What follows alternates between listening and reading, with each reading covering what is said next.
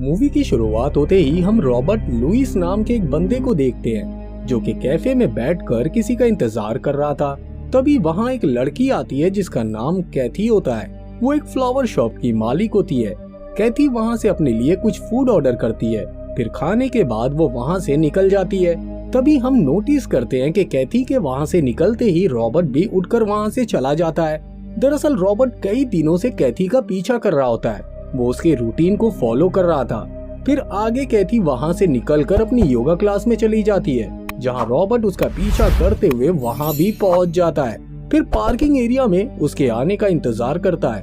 कैथी जब वापस आती है और जब उसके आसपास कोई नहीं होता तब रॉबर्ट उसके पास जाता है और उसे पीछे से पकड़कर उसके मुंह पर टेप लगा देता है। इसके साथ ही वो उसके हाथ पैर बांधकर उसे गाड़ी में डाल देता है। फिर कैथी को लेकर वहाँ से निकल जाता है। दरअसल रॉबर्ट ने कैथी को किडनैप कर लिया है और इसके लिए वो कई दिनों से प्लानिंग कर रहा होता है और कैथी को फॉलो कर रहा होता है। और अब वो उसे अपने घर लेकर जाता है, जो कि शहर से बहुत दूर एक सुनसान सी जगह पर था।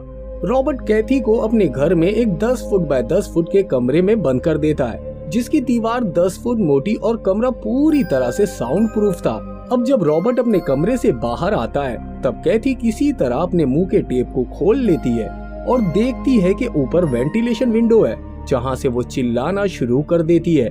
लेकिन रॉबर्ट बाहर से उसकी सारी बातें सुन रहा था।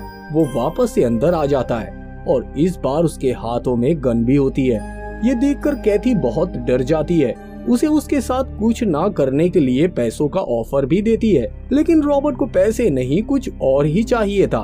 अब रॉबर्ट उससे उसका नाम पूछता है। जब कैथी उसे अपना नाम कैथी बताती है तो वो बिना कुछ कहे वहाँ से निकल जाता है। रॉबर्ट को देखकर लग रहा था कि वो परेशान था। वो बाहर आकर उसका पर्स चेक करता है। जब उसकी आईडी कार्ड में उसका नाम देखता है तो उसे लगता है कि उसने किसी गलत लड़की को किडनैप कर लिया है। इधर कैथी अपने पीछे बंधे हुए हाथों को खोलने की कोशिश कर रही थी, लेकिन उसकी कई कोशिश करने के बावजूद भी वो अपने हाथों को खोल नहीं पाती है। लेकिन वो पीछे बंधे हुए हाथों को किसी भी तरह करके आगे ले आती है।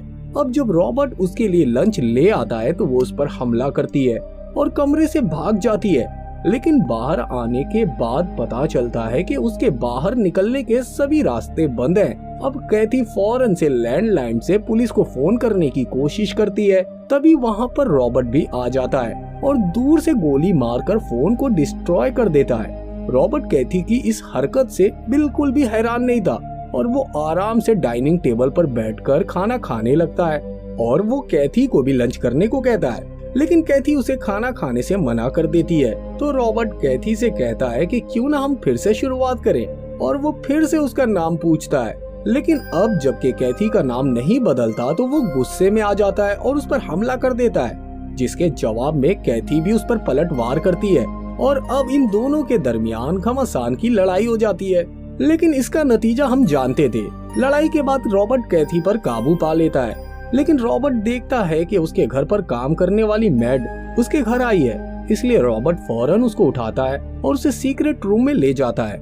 इधर मैड घर में आ गई थी और मैड देखती है कि पूरा घर बिखरा हुआ है और कई सारी चीजें टूटी हुई है। रॉबर्ट उसे कहता है कि मुझे आज तुम्हारी जरूरत नहीं है, तुम आज यहाँ से चली जाओ।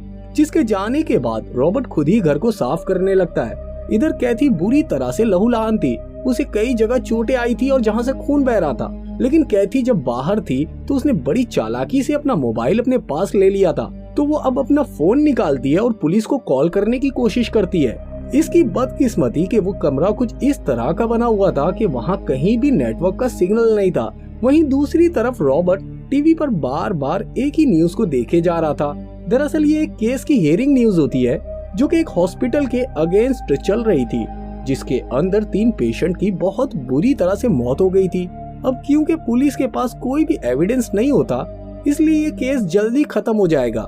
रॉबर्ट इस बात से परेशान है। फिर रॉबर्ट कैथी के पास जाता है और उससे उसकी पिछली जिंदगी के बारे में सवाल पूछता है, जैसे कि उसका जन्म कहाँ हुआ, उसने किधर से पढ़ाई की है और उसके पेरेंट्स क्या करते थे। कैथी रॉबर्ट के सारे सवालों का जवाब दे देती है, लेकिन रॉबर्ट को अभी भी उस पर यकीन नहीं था, क्योंकि वो उसे कई दिनों से फॉलो कर रहा था और वो जानता है कि कैथी झूठ बोल रही है। इसलिए वो अपने सवालों को बार बार दोहराए जा रहा था। और जब कैथी के जवाब नहीं बदलते तो रॉबर्ट काफी फ्रस्ट्रेट हो जाता है और उसे डराने के लिए गन से शूट कर देता है। अब जबकि कैथी बहुत डर जाती है तो इस बार उसके जवाब पहले से अलग होते हैं, क्योंकि अब वो अपना नाम कैथी की जगह नटालिया बताती है। इन दोनों की बातों से पता चलता है कि कैथी दरअसल नटालिया की जुड़वा बहन का नाम था, और क्योंकि उसके पिता ने एक चेयर लीडर से अफेयर के चक्कर में उसकी माँ को छोड़ दिया था, तो कैथी ये सदमा बर्दाश्त नहीं कर पाई और उसने सुसाइड कर लिया था। पर अभी तक हमें ये पता नहीं है कि कैथी ने नटालिया की पहचान आखिर क्यों ली।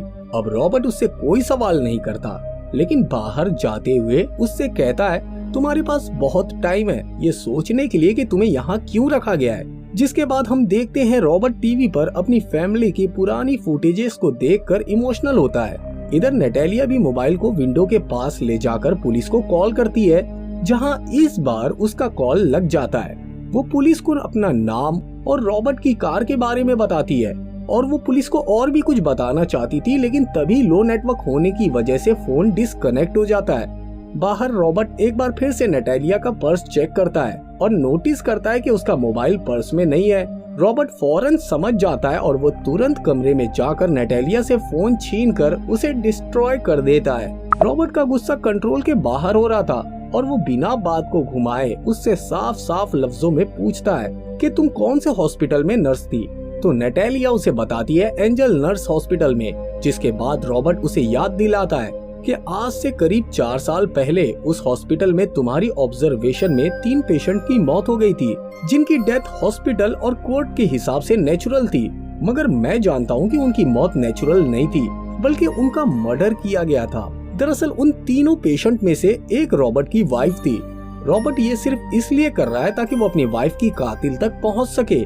नटालिया उसे बताती है वो तीनों के तीनों अपनी किसी खतरनाक बीमारी की वजह से मारे गए थे, उसमें हॉस्पिटल या किसी भी नर्स का कोई हाथ नहीं था। तब रॉबर्ट उससे पूछता है कि फिर तुमने हॉस्पिटल क्यों छोड़ा और तुमने अपनी पहचान क्यों बदल ली।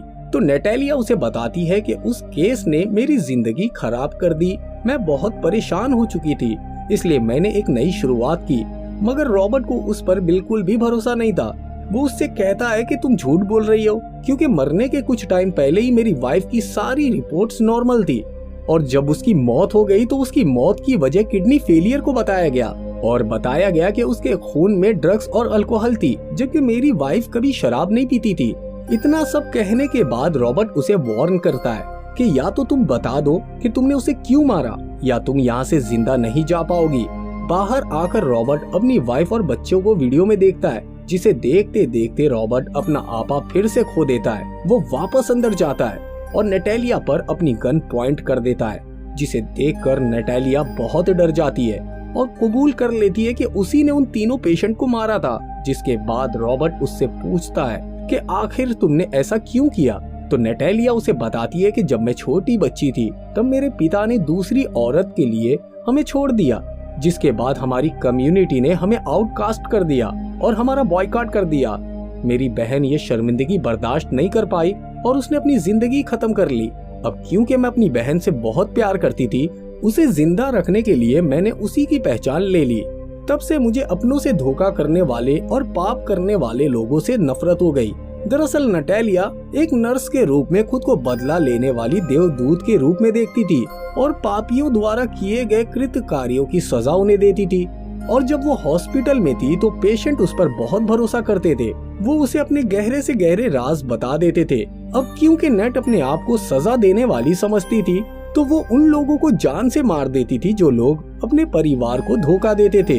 तो नेट रॉबर्ट को बताती है उसने उन तीनों पेशेंट को इसलिए मारा कि उन तीनों में से एक जॉन, जिसकी 2 बीवी थी और वो दोनों बीवियों को धोखा दे रहा था, और दूसरी लेडी ने पैसों के लिए अपने पति के खिलाफ ही झूठा घरेलू झगड़ा और मारने की धमकी का केस लगाया था, और तीसरी थी तुम्हारी वाइफ, जिसने मुझे बताया कि तुम्हारे अलावा भी उसका किसी और के साथ अफेयर चल रहा था, और एक नहीं कई मर्दों के साथ, और क्योंकि वो एक पापी वेश्या थी इसलिए मैंने उसे मार डाला।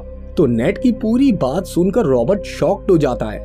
उसे तो यकीन ही नहीं हो रहा था कि उसकी वाइफ उसे धोखा दे रही थी। रॉबर्ट उस जगह से बाहर आ जाता है और वो एक बार फिर से वीडियो रिकॉर्डर देखना शुरू कर देता है। तभी रॉबर्ट को वीडियो में कुछ ऐसा दिखाई देता है कि उसे नेट की बातों पर यकीन होने लगता है। इधर नेट खुद को बचाने के लिए फर्श के नीचे की टाइल्स को निकाल लेती है ताकि रॉबर्ट कमरे में आए तो वो उस पर उससे हमला कर सके। फिर कुछ देर के बाद रॉबर्ट कमरे में आता है। वो उससे कहता है कि भले ही मेरी वाइफ मुझे धोखा दे रही थी, मगर तुम्हें कोई हक नहीं था कि तुम उसे मार दो, इसलिए तुम्हें खुद को पुलिस के हवाले करना होगा। लेकिन नेट ऐसा करने से रॉबर्ट को साफ साफ मना कर देती है और कहती है कि मेरा नाम कैथी है, बड़ी मुश्किल से मैंने अपनी जिंदगी की शुरुआत की है, तो मैं तुम्हें उसे ऐसे नहीं खत्म करने दूंगी। रॉबर्ट जब उसे फोर्स करता है तब नटालिया उसे उस टाइल्स के टुकड़े से मारती है और उसे जख्मी करके वहाँ से भाग जाती है। रॉबर्ट भी उसका पीछा करते हुए बाहर आ जाता है। तब नटालिया के हाथ गल लग जाती है। इसी दरमियान रॉबर्ट की मेड उसकी बेटी को लेकर घर आ जाती है, तो नटालिया मेड को गोली मारकर रॉबर्ट की बेटी को पकड़ लेती है। रॉबर्ट नेट से रिक्वेस्ट करता है कि वो उसकी बेटी को छोड़ दे, तो नटालिया रॉबर्ट की वाइफ के बारे में एक और शॉकिंग खुलासा करती है और कहती है कि तुम्हें लगता है ये बच्ची तुम्हारी है, पर मैं जानती हूँ कि ये बेटी तुम्हारी नहीं है। ये सुनने के बावजूद रॉबर्ट को इस बात से कोई फर्क नहीं पड़ता, क्योंकि वो अपनी बेटी से बहुत प्यार करता है। जिसके बाद नेट रॉबर्ट से कहती है कि जब तक तुम दोनों जिंदा हो मैं अपनी पुरानी जिंदगी में वापस नहीं जा पाऊंगी, इसलिए अब तुम दोनों को भी मरना होगा। तब रॉबर्ट उससे कहता है कि तुम हमें मार दो तब भी तुम जेल जाने से नहीं बच पाओगी, क्योंकि अब तक तुमने जो कुछ किया और कहा सब कुछ रिकॉर्ड हो चुका है। इस घर में हर जगह माइक और कैमरे लगे हुए हैं। ये सब सुनकर नटालिया थोड़ा घबरा जाती है। तभी रॉबर्ट की बेटी उसके हाथ पर काटकर भाग जाती है। रॉबर्ट को भी मौका मिल जाता है और वो उस पर हमला करके उसे बेहोश कर देता है। जिसके बाद रॉबर्ट फौरन भागकर अपनी बेटी के पास जाता है और वो अपनी बेटी के साथ वो पेन ड्राइव जिसमें सब कुछ रिकॉर्ड हो चुका था वो लेकर गैराज में जाता है। लेकिन वहाँ नटालिया पहले से ही मौजूद थी और एक बार फिर से उन दोनों के दरमियान डेडली फाइट होने लगती है। लेकिन आखिर में नेट मारी जाती है। अब रॉबर्ट और उसकी बेटी दोनों सेफ हैं, क्योंकि रॉबर्ट के पास रिकॉर्डिंग है जिसमें नेट ने कबूल किया है कि उसी ने 4 साल पहले हॉस्पिटल में 3 लोगों को मारा था। और इसी के साथ ये मूवी यहीं पर खत्म हो जाती है। अगर आपको हमारा ये वीडियो पसंद आए तो वीडियो को लाइक करके चैनल को सब्सक्राइब कर दें और हाँ, बेल आइकॉन के बटन को दबाना ना भूलें। फिर मिलेंगे अगली वीडियो में, तब तक के लिए जय हिंद।